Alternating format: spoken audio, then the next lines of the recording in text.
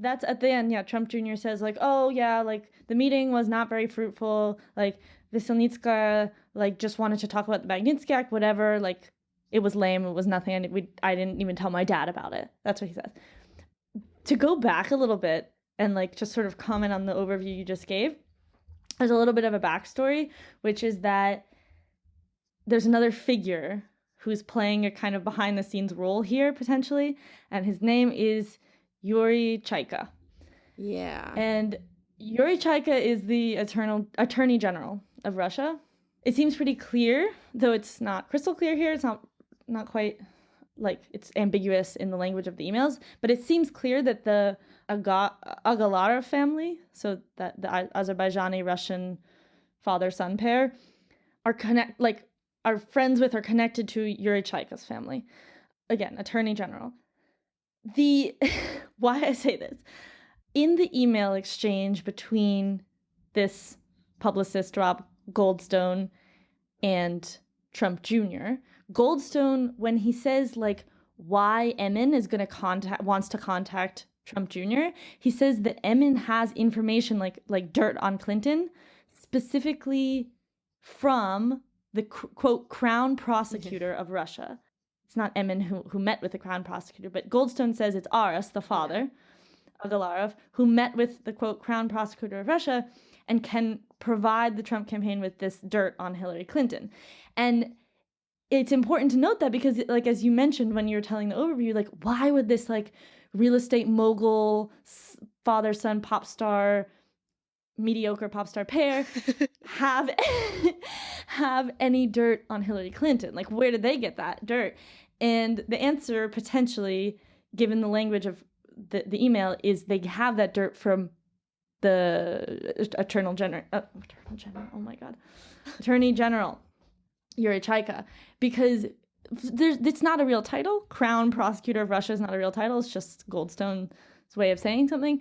Well, I think the Crown Prosecutor is the British equivalent. Oh, okay. So when Goldstone has, like, after the fact, after the emails were published, when he was asked about like what he meant by Crown Prosecutor, he says he's referring to the Russian lawyer Natalia Veselnitskaya, but like that's very implausible because she's a lawyer and like there's no reason that anyone would call her a crown of any kind. Like it just doesn't, he's clearly just covering something up.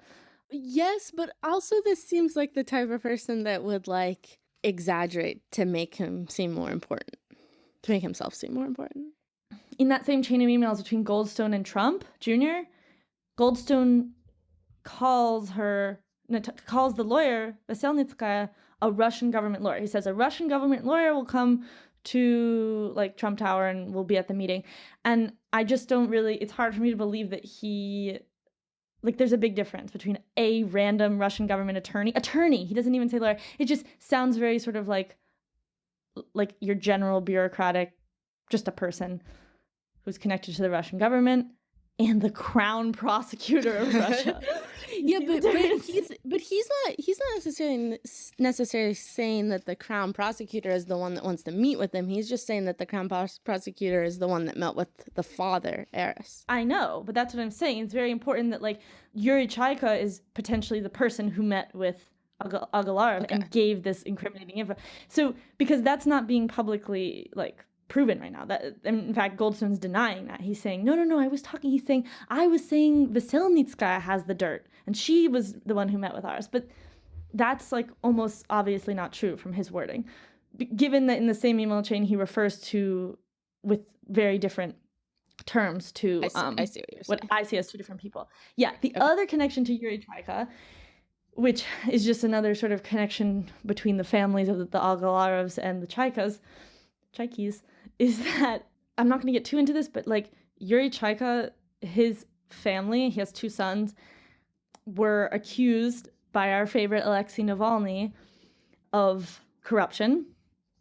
Back in December 2015, Navalny did the same kind of sort of expose movie about their wealth, about the family's business and corruption and stuff. As he did about Medvedev. Yeah. And so that was back in December 2015. So everyone like national news in Russia is talking about Navalny's anti-corruption foundation and stuff. On December 8th, 2015, so when all the media is talking about the Chaikas and how like all these corruption accusations, a newspaper in Russia publishes an op-ed by none other than Aras Agalarov. Oh, okay. And Agalarov's letter, op-ed, is like addressed to Navalny, basically, or the makers of this expose film. He's defending the Chaika family, basically, like calling out Navalny's foundation for exaggerating facts, for like putting together random facts, making unfounded claims. It's not a particularly convincing letter because some of the things he says, he's like, I looked at it and they didn't spend 29 million on that villa. They spent 26. Oh my God. And it's just like, okay. Oh, at the very end of the letter, he like makes some kind of very questionable comparison with like Goebbels' relationship to the truth or something. Between Alexei Navalny and the truth. Yeah, it's really intense. Like basically like, and he's like, I'm not saying anything, but why don't you think about it? That's like the last line of the op-ed. Fun thing for you to think about.